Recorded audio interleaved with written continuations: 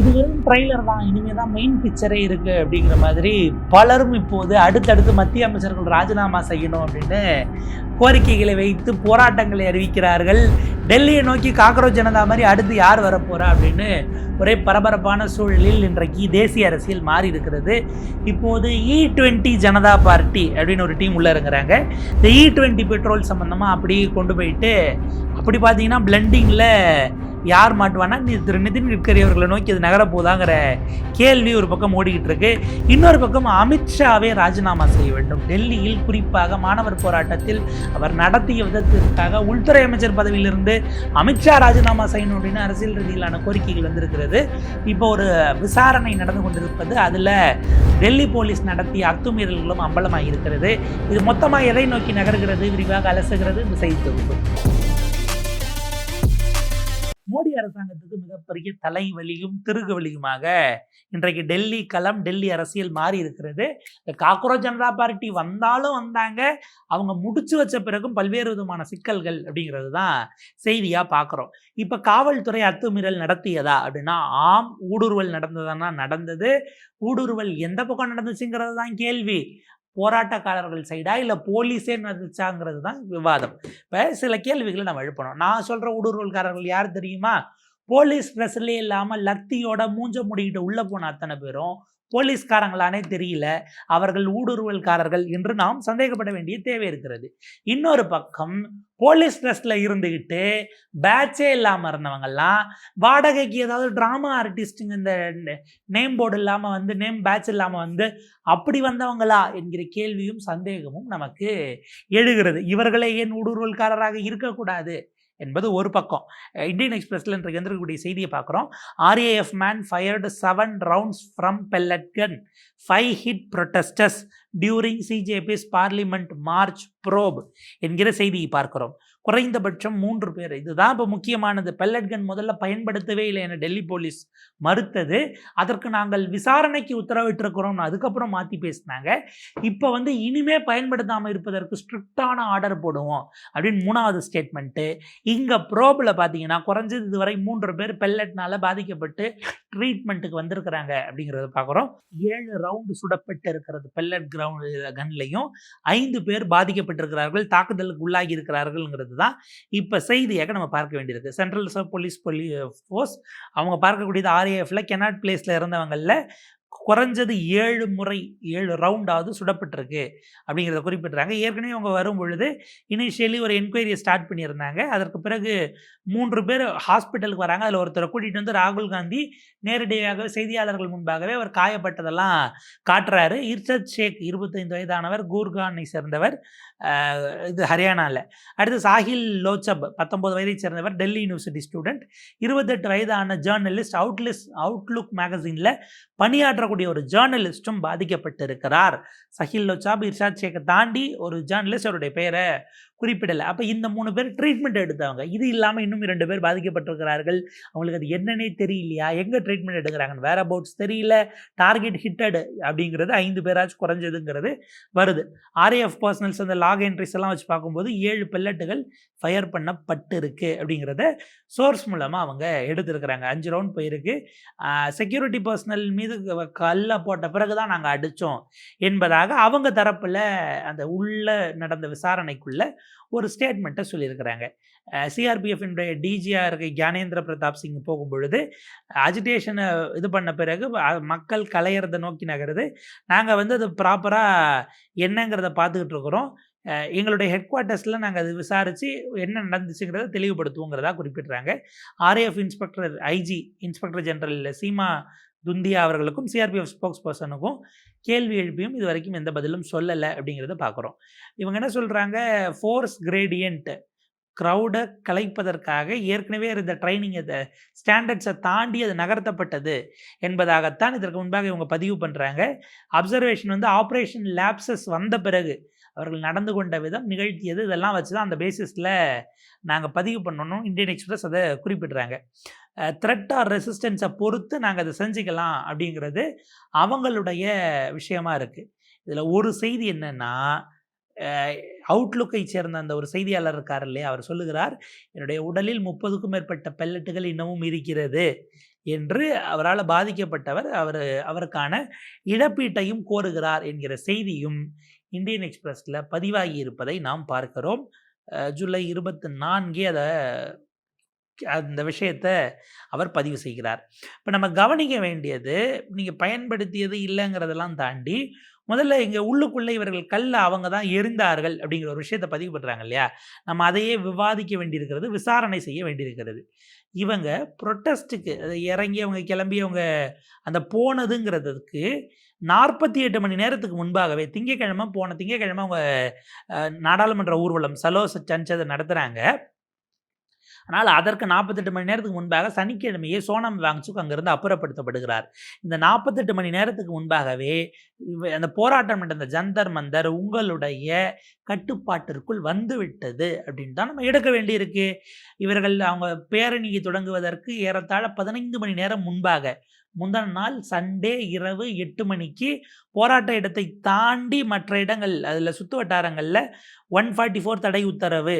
144ங்கிறது இன்னொரு சைடு பார்த்தா 144 ஒரு சைடு.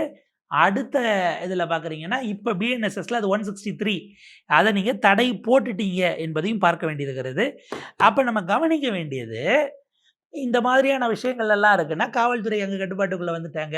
அந்த இடத்துக்கு நீங்கள் மெட்ரோவை விடலை, பஸ்ஸை விடலை, வண்டியில் போனவங்கள டபுள்ஸு போகலாமாங்கிற இதெல்லாம் பிடிச்சிங்க, உணவு டெலிவரி கொண்டு வந்தவங்கள பிடிச்சிங்க. இதெல்லாம் தாண்டி உள்ளுக்குள்ளே லாரியில் கல்லை ஏற்றிட்டு போனதை நீங்கள் அலோவ் பண்ணிங்கன்னா அது எந்த வகையில் நம்பத்தகுந்ததாக இருக்கிறது என்கிற கேள்வி எழுகிறது. இப்போ இதை பார்க்குறோம். இந்தியன் எக்ஸ்பிரஸில் 30 billion inside by still inside my body journalist hurt in CJP's protest seek compensation அப்படிங்கிறது நம்ம ஒரு பக்கம் பார்க்க வேண்டியிருக்கு. இப்போ இதில் கேள்வி என்னென்னா, இப்படியான விஷயங்கள் இருக்கும் பொழுது நீங்கள் இதில் இன்னொரு அபாயகரமானது இவங்க பண்ணது, அவங்க கல்லை கொண்டு வராங்கன்னு உங்களுக்கு தான் தெரியாதுல்ல, நீங்கள் பதில் தாக்குதல்னு. அப்போ நீங்கள் போராட்டத்துக்கு போவதற்கு முன்பாகவே முன்னேற்பாடாக எப்படி ஆணிகள் பதிக்கப்பட்ட லத்தி, எக்ஸ்பைரியான கண்ணீர் புகை குண்டு, அதே போல் பார்த்தீங்கன்னா ஷாக் கொடுக்கக்கூடிய பேட்டன்ஸ், இதெல்லாம் முன்னெச்சரிக்கையோட தயாரிப்புகளோட ஏற்பாடுகளோடு தான் நீங்கள் போனீர்கள் என்று சொன்னால் இது நடக்கும்னு நீங்கள் ப்ரெடிக்ட் பண்ணீங்களா என்கிற கேள்வி வருகிறது. இது போக சிலர்லாம் வந்து பார்த்தீங்கன்னா ஃபேஸ் ரெக்கக்னிஷன், அவங்க வீடியோ கேமராஸை வச்சு முகத்தை ரெக்கக்னைஸ் பண்ணுற சாஃப்ட்வேரை போட்டு ஃபேஸ் ரெக்கக்னைஸ் ஆனதை வச்சு எடுத்து அதன் மூலமாக ஆதாரோட இல்லை மற்ற இதோட மேட்ச் பண்ணி அவர்களுக்கு டெல்லி போலீஸ் நோட்டீஸ் அனுப்பி கொண்டிருக்கிறது விசாரணைக்கு. 144 போட்ட இடத்துல நீங்கள் அனுமதி இல்லாமல் வந்துட்டீங்களா, நாங்கள் சந்தேகப்படுறோம், விசாரணைக்கு வாங்கன்னு சம்மன் அனுப்புகிறார்கள் என ஒரு பகீர் செய்தி இன்னொரு பக்கம் வர தொடங்கி இருக்கிறது. அப்போ இதுக்கெல்லாம் யார் பதில் சொல்லுவா என்பது கேள்வி. இந்த இடத்துல தான் திரிணாமுலினுடைய எம்பி சாகேத் கோகலே ஒரு முக்கியமான பதிவை இடுகிறார். அதாவது இந்த டெல்லியில் நிகழ்த்தப்பட்ட இந்த விஷயங்களுக்கெல்லாம் பொறுப்பேற்ற அமித்ஷா பதவி விலக வேண்டும் என்கிற விஷயத்தை திரிணாமுல் காங்கிரஸினுடைய எம்பி போடுறாரு. Here is how Amit Shah's and Delhi police ஹேட்ச்ட் conspiracy like mafia gang. படுபயங்கரமான குற்றச்சாட்டு. டெல்லி போலீஸ் என்ன சொல்கிறாங்க, ஸ்டோன் பெல்ட்டிங் அவங்க தான் பண்ணாங்க 20 ஜூலைன்னு சொல்கிறாங்க. ஆனால் டெல்லியில் இருக்கிறவங்களுக்கு தெரியும் அந்த ஏரியாவில் எந்த விதமான கற்களும் இல்லை. ஏனென்றால் அது விஐபி ஏரியா என்பதனால் அப்படியான அனுமதிகள் அனுமதிக்கப்படுவதில்லை, உள்ளுக்குள்ளே வர்றதுக்கு வழி இல்லை. ஜந்தர் மந்தருக்கு வர்றவங்கள செக் பண்ணி அத்தனை முறை சோதனை போட்டு தான் நீங்கள் உள்ளே அனுப்புனீங்க. யாரும் உள்ளுக்குள்ளே கல்லை கட்டி கொண்டு வர முடியாது. திரும்ப திரும்ப நீங்கள் அவ்வளோ செக் பண்ணீங்க. எங்கே இன்ட்ரெஸ்ட் ஆகுதுன்னா 20 ஜூலை அன்னைக்கு நிறைய பேர் போராட்டக்காரர்களே ட்ரக்கில் இருக்குது, ட்ரக்கில் எதுக்கோ சந்தேகத்தோட கற்களோட வந்திருக்கு, எப்படி வந்ததுன்னு போராட்டக்காரர்களே அதை எடுத்து போட்டு சோஷியல் மீடியாவில் போட்ட பதிவுகள் அப்படியே இருக்கிறது. அவங்க கொண்டு வந்த ட்ரக்கினுடைய கற்களை எடுத்து அவங்களே ஃபோட்டோ போட்டு ஏன் இங்கே ட்ரக்கு நிற்குதுன்னு கேட்குற அளவுக்கெல்லாம் போராட்டக்காரர்கள் இருந்திருக்க முடியாது. எனவே இது முழுக்க முழுக்க ப்ரீ பிளான்டாக தெரிகிறது போலீஸ் தரப்புலன்னு ஒரு குற்றச்சாட்டு வைக்கிறாரு. டெல்லி போலீஸ் தான் இந்த கான்ஸ்பிரசியை உருவாக்குறாங்க. அமித்ஷாவினுடைய உத்தரவுகளின் பேரில் கல் வீசப்பட்டதாக கொண்டு வருவதற்காக இதை செய்கிறார்கள். இதை காரணமாக காட்டி பெண்களையும் குழந்தைகளையும் டார்கெட் பண்ணலாங்கிறதுக்காக பண்ணியிருக்கிறாங்க. எப்படி டெல்லி போலீஸ் கற்கள் உள்ளே வந்தது என்பது, கற்கள் உள்ளே வருதுன்னா அது யாருடைய தோல்வி டெல்லி காவல்துறையினுடைய தோல்விதானே. அப்போ அமித்ஷா நிறைய விஷயங்களுக்கு பதில் சொல்ல வேண்டியிருக்கிறது. இப்படியான கிரிமினல் கான்ஸ்பிரஸை யூஸ் பண்ணி அதற்கு பிறகு இரக்கமே இல்லாமல் இளைஞர்களின் மீது சித்திரவதை செய்யக்கூடிய ஒருவர் தொடர்ந்து அந்த பதவியில் தொடர்வதற்கு எந்த உரிமையும் இல்லாதவர், no right to remain in ஆஃபீஸுங்கிற கடைசி வரி தான் அமித்ஷாவினுடைய பதவி விலகல்ங்கிறதாக நம்ம பார்க்க வேண்டியிருக்கு. ஸோ இது அந்த அளவுக்கு அவரை பொறுப்பேற்க வைக்கணும் இதெல்லாம் போதா. இந்த விவகாரத்தில் இன்னொருவர் கருத்து சொல்லியிருக்கிறார். யாருன்னா பாஜகவினுடைய மூத்த தலைவர் காவல்துறை நடந்து கொண்டதும் பாஜக அரசு நடந்து கொண்டதையும் கடுமையாக விமர்சித்திருக்கிறார் டாக்டர் முரளி மனோகர் ஜோஷி. முரளி மனோகர் ஜோஷி அவர்களுடைய பதிவை நம்ம இடுறோம். முதல்ல முரளி மனோகர் ஜோஷி யார்? பாஜகவினுடைய தொடக்க கால ஃபவுண்டிங் மெம்பர்ஸில் ஒருவர். பாஜகவினுடைய 3வது அகில இந்திய தேசிய தலைவராக இருந்தவர். அத்வானிக்கு பிறகு 91 to 93 அந்த பீரியடில் தேசிய தலைவராக இருந்தவர். பாஜக இன்றைக்கு 2 எம்பியில் ஆரம்பித்து இவ்வளோ தூரம் வளர்ந்துருக்குன்னா அதுக்கு அவரும் உழைத்திருக்கிறார். ரொம்ப முக்கியமாக மோடி அவர்கள் பிரதமராக அறிவிக்கப்பட்ட போது அவர் ஒரு இடத்துல நிற்கணும் இல்லையா, எந்த சீட்டில் நிற்கணும்னு முடிவாகும் போது சொந்த மாநிலமான குஜராத் வேண்டாம், நீங்கள் யூபியிலேருந்து போகிறதுங்கிறது தான் சரியானதாக இருக்கும்னு பல நேரங்களில் பிரதமராக நிற்கிறவங்களுடைய சீட்டு யூபியிலேருந்து போயிருக்கிறது. சில நேரங்களில் விதிவிலக்கு இருந்திருக்கு. அப்படி மோடி பிரதமராக வரும்போது அவருக்காக தான் சிட்டிங் எம்பியாக இருந்த வாரணாசி தொகுதியை விட்டு கொடுத்து நீங்க இங்க நில்லுங்க, நான் கான்பூர் போறேன்னு போன டாக்டர் முரளி மனோகர் ஜோஷி. அவருடைய ட்வீட்டை பாருங்க. எனக்கு உள்ளபடியே பெரிய வலியோடு நான் இருக்கிறேன்.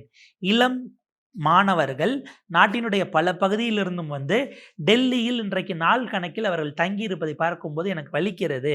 அவர்களுடைய ஆங்ஸைட்டி, அவர்களுடைய பதற்றமும் அவர்களுடைய சந்தேகமும், இது சரியான முறையில் நடக்கணும் இந்த நாடு என்கிற தேர்வின் மீதான அச்சமும் அது வந்து ரொம்ப ஜெனியூனாக எனக்கு தெரியுது. இவர்களை எம்பத்தியோடவும் அதனோட முக்கியமாக தீர்வு தருவதைப் போலவும் தான் நடத்தப்பட வேண்டும். வெறும் லா அண்ட் ஆர்டராக இதை கருதி மேலும் மேலும் அவர்களின் மீது அழுத்தத்தை கொடுத்து இதை கலைத்து விடலாம் என நினைப்பது ஏற்கத்தக்கதல்ல. இளம் பெண்களை ப்ரூட்டலி, பெண் குழந்தைகளை, பெண்களை, மாணவிகளை இவங்க வந்து அவங்கள ப்ரூட்டலி மிஸ்ஹேண்டில் பண்ணுவது என்பதை பார்க்கும் பொழுது எனக்கு கூடுதல் வலி ஏற்படுகிறது. இப்படியான அதிக அளவிலான ஃபோர்ஸை யூஸ் பண்ணுவது என்பது இந்தியாவினுடைய மிக பெரும்பான்மையான மக்களிடமிருந்து உங்களை அந்நியப்படுத்தும். விக்ஷித் பாரத் அப்படிங்கிறது அடைவதற்கு அது ஏற்புடையதாக இருக்காது என டாக்டர் முரளி மனோகர் ஜோஷி தன்னுடைய ட்விட்டர் பதிவில் பதிவு செய்திருக்கிறார். ஸோ இது வந்து பாஜகவுக்கே உள்ளிருந்து வரக்கூடிய எதிர்கருத்தாக பார்க்கலாம். சிஜேபி ஜெயிச்சதுனால இதோட முடிஞ்சது. ஆனால் அமித்ஷா டார்கெட் அல்ல, அந்த பக்கம் நிதின் கட்கரி நோக்கி நகர்கிறது. நம்ம அதை டைம்ஸ் ஆஃப் இந்தியா செய்தி பார்க்குறோம். CJP win fuels call by E20 Janata party for no ethanol option. நாங்கள் E20 ஜனதா கட்சின்னு ஒரு டீம் இப்போ எடுத்து உள்ளே இறங்குறாங்க. அவங்க கேட்குறது, இந்த E20 அப்படின்ற எத்தனால் 20% பெட்ரோலை கலந்து விற்பனை வித்துக்கிட்டு இருக்காங்க இல்லையா, 100% பெட்ரோலையும் நீங்கள் அங்கே அவைலபிள் வைக்கணும், யாருக்கு எது வேணுமோ அதை வாங்கிக்கிட்டோன்னு நீங்கள் பங்க்லேயே E20 மட்டும்தான் வைப்போங்கிறது ஏற்கத்தக்கதல்ல. கூடுதலாக இந்த நெடுஞ்சாலைத்துறை மற்றும் ரோட் டிரான்ஸ்போர்ட், சாலை போக்குவரத்து மற்றும் நெடுஞ்சாலைத்துறை அமைச்சர் நிதின் கட்கரி ராஜினாமா செய்ய வேண்டும்னு அடுத்த டீம் கிளம்பி வருகிறார்கள். Delhi taxi and tourist transporter and tour operator association இவங்கெல்லாம் பலரும் அதுக்கு சப்போர்ட் தெரிவிச்சிருக்கிறாங்க. ஆகஸ்ட் 4ஆம் தேதி நாடாளுமன்ற முற்றுகை என்றும் அவர்கள் முற்றுகையில் நாடாளுமன்றத்தை நோக்கி பேரணி என்பதாக அறிவித்திருக்கிறார்கள். அவங்க சொல்கிறது, இந்த பாலிசினால் பெரிய அளவுக்கு வாகனங்கள் பாதிக்கப்படுது, என்ஜின் பர்ஃபார்மன்ஸ் அடி வாங்குது, பழைய வெஹிக்கிளில் பெரிய சிக்கலாக இருக்குன்னு. அவங்க ஆரம்பித்ததும் சில மணி நேரங்களில் 25,000 ஃபாலோவர்ஸ் வந்துருக்குறாங்க. பெரிய அளவுக்கு இப்போ இவங்க வளருவாங்களா, ஆகஸ்ட் 4க்குள்ளே இவங்க என்ன மாதிரி வரப்போகிறாங்கங்கிறது ஒரு சிக்கலாக இப்போது வெடித்திருக்கிறது. என்ன செய்ய போகிறார் பிரதமர் நரேந்திர தாமோதர் தாஸ் மோடி? இப்படி ஆளுக்கு வந்து இவரை தூக்குங்க அவரை தூக்குங்க. இப்போ ஹரியானா பார்டரில் நிற்கிறாங்க, ஹரியானா பஞ்சாப் பார்டரில் விவசாயிகள் இருக்கிறாங்க. அவங்க வந்து பார்த்திங்கன்னா அந்த அமெரிக்க வர்த்தக ஒப்பந்தத்தை ரத்து செய்யணுங்கிறாங்க. வர்த்தக ஒப்பந்தம்னா அது வேளாண் பொருட்கள்னு சிவராஜ் சிங் சௌகானை கேட்க மாட்டாங்க. ட்ரேட் மினிஸ்டர்னு பார்த்தா நம்ம பியூஷ் கோயல் தான் சிக்குவாப்பில். இப்போ அடுத்தடுத்து கிளம்பி வந்து உட்கார்ந்தாங்கன்னா இது எது வரைக்கும் போகும், யார் ராஜினாமா வரைக்கும் என்கிற பெரிய பெரிய கேள்விகள் வந்து கொண்டிருக்கிறது. ஸோ சுவாரஸ்யமான ஒரு திருப்பத்தில் டெல்லியினுடைய அரசியல் இருக்கிறது. எப்படி நகருதுங்கிறத நம்ம பொறுத்திருந்து பார்ப்போம். இணைந்தீர்கள் தமிழ் குரலோடு.